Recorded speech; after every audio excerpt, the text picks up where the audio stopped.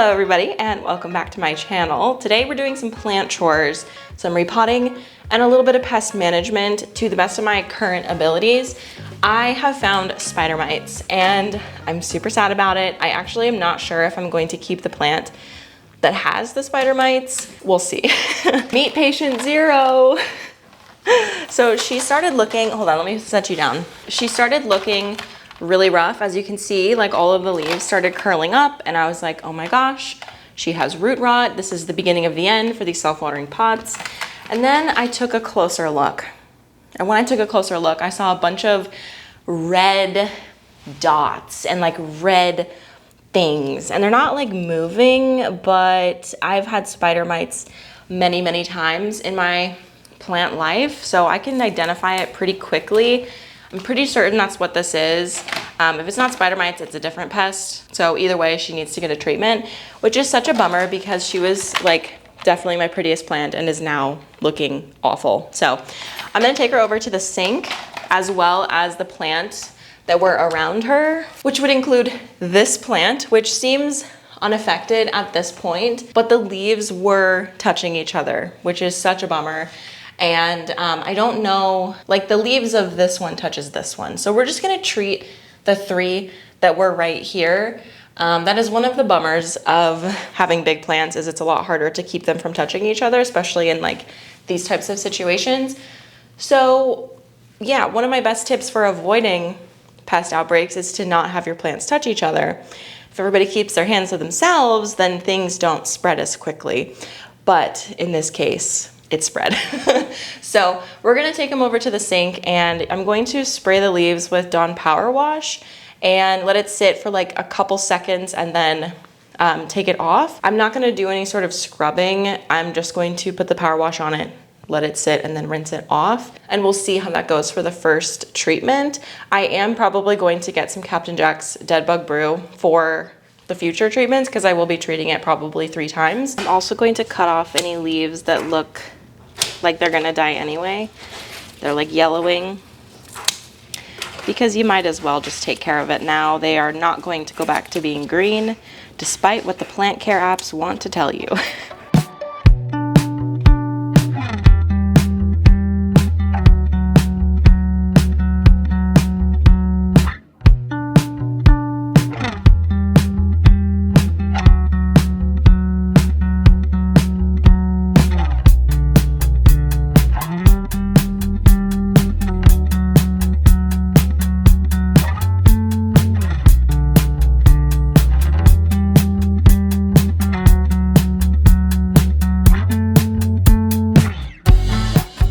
Okay, so those plants are now not marinating, they're now finishing drying off after their first little bath. I'm feeling like the philodendron and the pothos are gonna be totally fine.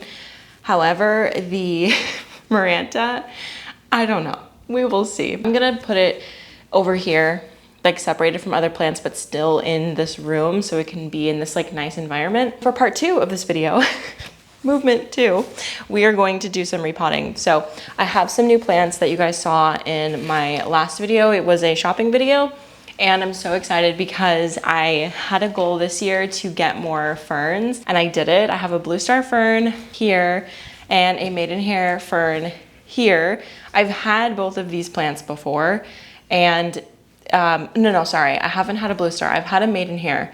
I'm not expecting her to last for a long time. She's here for a good time, not for a long time. But if she happens to last for a long time, that's fine too.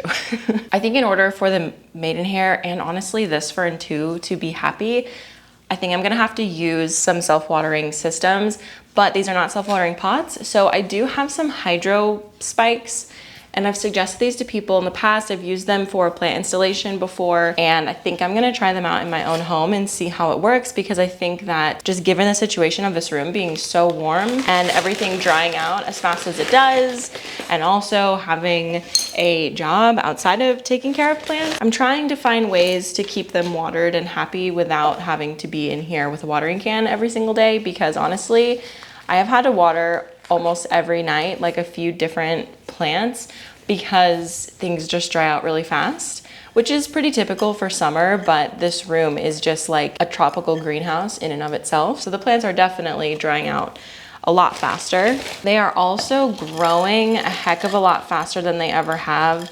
So that is definitely the silver lining, is they're drying out, but they are using that water for energy to keep going and growing and just do so many fun things, like putting out beautiful leaves and blooms. So I am totally fine with that. But like I said, I just need to find ways to continue to make it work for me. So I have some hydrospikes that are left over from my friend's classroom installation that I did, which, by the way, she sent me an update recently saying that all of the plants are still doing really well and they're really happy. So that's just really exciting. And she brought them home for the summer and they've been in her house just making everything feel so happy and cheery, which is just great because I loved having plants in my classroom when I was a teacher, and I know that her students really loved it. My students really loved it. So this is my Jose Bono. It is now potted up in this very beautiful pot that I got from a potter that is no longer circulating. I don't think that it's under here. I don't remember what their name is, but they're not making pottery anymore, which is sad. I need to find my pottery people because a lot of the ones that I was following and have a couple pieces from are no longer doing pottery for one reason or another. Okay, this plant has been sitting in this pot, like waiting to be potted for a really long time. It's a rickrack cactus. Ooh, very dry. All of these are going to need a good drink after this.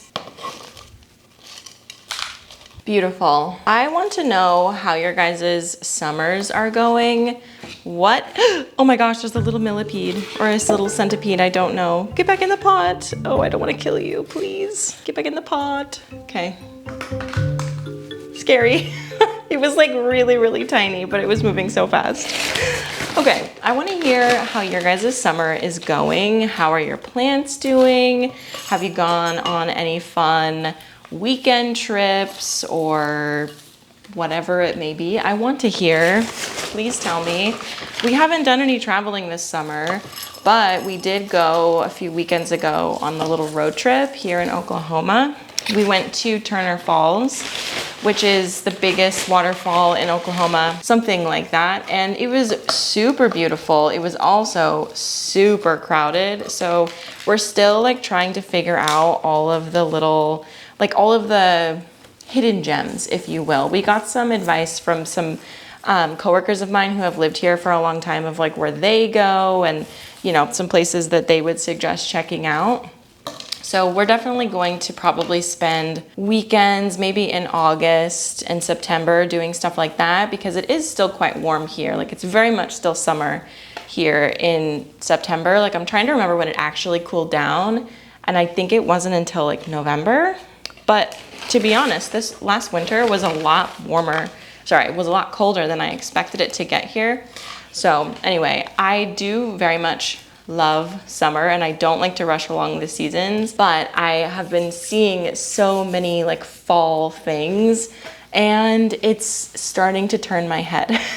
My head is turning to fall and I'm not quite ready for that because it is still I think we've honestly like reached a peak weather-wise here in Oklahoma City where I live, because it was very hot last week, all things considered. Like for here, it was very hot. It was like almost 100 degrees and super, super humid. I don't remember it being that hot for very long after we got here last August, which can you guys believe that it's been a year? We have lived in this house for almost a year. It's absolutely crazy. Like I am baffled by how quickly time has gone. I feel like time really dragged on when we moved to Missouri. Like it just felt like every day, every week was a month and every day was a week. Like it just felt so long. And I don't know if it's like because I'm now a parent and I'm watching my daughter grow and change every single day that things feel different,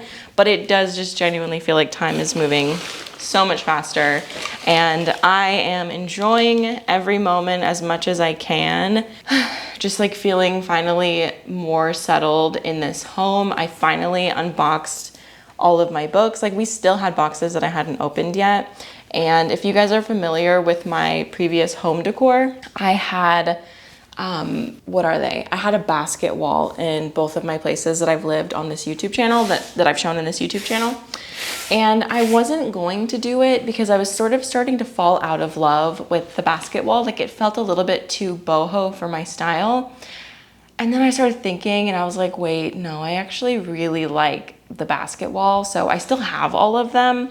So I'm gonna put it back up in my, like in the little living room I have off of my dining room. It's like a little playroom. So yeah, I'm gonna do that and I'm super excited. But otherwise we haven't done a ton of like home improvement or anything. Like, a lot of our tools have just been sitting in the garage. When we first got here, I did a few things, but mostly we've just been chilling because the house doesn't really need any work. There's of course like cosmetic things that I'd love to update, but generally speaking, this house is a lot newer than our house in Missouri. I just don't feel the need to do like a ton of improvements, at least for now. I have one more plant that I just looked over and saw that I would like to repot, so I'm gonna go grab that. This pot might be like slightly too large, but given everything that I mentioned before about things drying out faster, I think that'll be fine. I'm hoping that the leaves darken up a little bit now that it's not in that like really, really bright greenhouse lighting, because that's why I love Micans, is they're just so dark and beautiful. In our old house, we were on like fix it mode for years at a time. And so it is kind of nice to have a year, possibly more, of not living in active, not construction, but just like active projects. Because man, it takes a lot out of you. It's really draining to always have something like in the back of your head, like, oh shoot, I need to go do that, or this project needs to be done and I'm procrastinating, and it just gets to be a lot, especially with the greenhouse taking as long as it did. That was like a constant stress until I like hit the point where I was like, okay, I'm finished now and now I can just decorate it. I was stressed about that all the time. Self-induced stress, largely. There was no timeline. I didn't have to get it done at any specific amount of time, but I had hopes that I would get it done a lot sooner than I did, and we've heard the woes of that whole situation enough, so I don't need to go into it, but not having that has been a really nice rest for my brain. So I am kind of like taking my time starting up anything here. I know that when I first moved here, I had big plans to overhaul the shed into like a flower shed, like greenhouse thing, which is definitely still on the mind. Like, I haven't forgotten about that, but I do think that it's maybe a next spring or summer project. I thought that I would get it done like late summer this year, but it's so hot. Like, it's just so hot. And putting together the garden was a lot. Like, I don't know, I just need to pace myself with my projects. Like, I recently got back into therapy and she was like, why do you feel the need to do everything all at once and so fast? And I was like, I don't know. Other than the fact that I have ADHD, I don't have a good reason. And she's like, this is a cool opportunity to not do that. Like, how can we slow down our life? Which as a neurodivergent person is like a really hard concept to grasp. But also as a human online, it's also really hard to grasp that because people want to see updates. They want to like see what you're doing. They want to see progress. And so that like slow project life isn't as entertaining, if you will. So it's kind of hard to like get out of that mindset because obviously content creation is not my full-time job anymore. Rewiring my brain just to be like, hey, like this is a fun thing you do on the side. You don't need to like break your back to like have all these fun, new, exciting projects. Like, people who are still watching your videos are very much here for you, you know? And I hope that's the case for you if you're watching this video, especially to this point. But yeah, it's like a hard rewire on my brain recently to like not feel like I have to like always have the next big thing going, because that's just not the phase of life I'm in. And therapy has been helpful to like help me realize that and like live into that and not feel guilty about it, because your girl carries a lot of guilt for what? For what? Toxic productivity and all of these types of things. But I've done a lot in my 29 years of life, so like I can kind of chill and that's fine. So I don't know, we're entering my chill era. If you haven't noticed in my videos, I do kind of just do my plant chores and then go about my day. And I think that's how most people care for their plants. Like, that's very normal. Not everybody's gonna have 9,000 projects going at one time. And I don't think anybody should, unless of course it's your full-time job and you want to. But regardless, I don't know. Mindset update. I don't know, it's just kind of some things I've been working through that just kind of organically came up because I am talking to myself right now. So anyway. Okay, so I was actually setting up my hydro spikes and realized that I wanted to show this on camera. So I'm just gonna pop this clip in. This is what it looks like when you use hydro spikes. So as you can see, I have a cone, and this part of it is actually quite porous. I think it's probably just a clay cone. And you open it up and you put water on the inside of this reservoir. It's very, very small. Like, it really doesn't hold that much water. But what happens is the water goes down into the cone and you can see that it's going to start absorbing. And you have a long tube here that you then stick into a cup of water.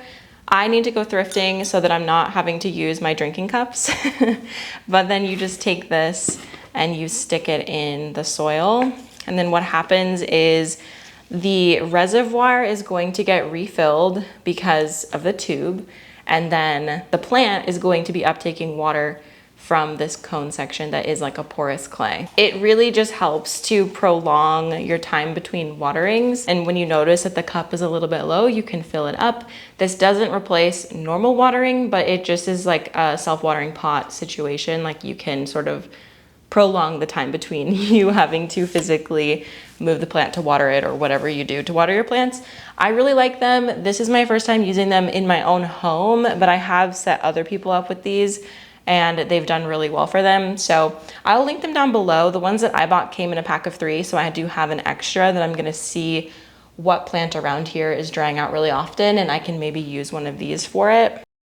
I'm gonna go water these plants, and I will definitely keep you updated in my next plant chores video how my Maranta is doing in light of having spider mites. Hopefully she makes a recovery, but if she doesn't, I'm not heartbroken to throw her away and replace it, because I just don't have the time or the energy to fight spider mites, and I would rather just get rid of patient 0 than have my entire collection become infested. That's just absolutely not worth it, especially with where I'm at in life right now. So anyway, thank you so much for watching this video and hanging out with me. Make sure you subscribe for further updates. I will see you guys in the next video. Bye.